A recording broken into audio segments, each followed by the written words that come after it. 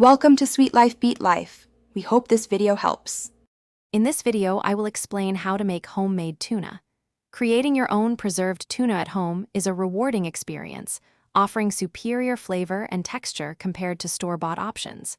We will guide you through selecting the best fish, preparing it carefully, and cooking it to perfection. Get ready to enjoy a versatile ingredient that elevates your meals, from simple sandwiches to gourmet salads. Let's dive into the process.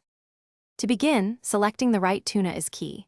Albacore or yellowfin are excellent choices for their firm texture and rich flavor. Once you have your fresh tuna, carefully cut it into uniform chunks, about 1 inch thick, ensuring you remove any dark bloodline for a cleaner taste. Next, prepare a simple brine with water and salt. Submerge your tuna pieces for 1 to 3 hours. This step is crucial for seasoning the fish and helping it retain moisture during cooking. Now for the cooking. One popular method is poaching in olive oil or a seasoned water broth.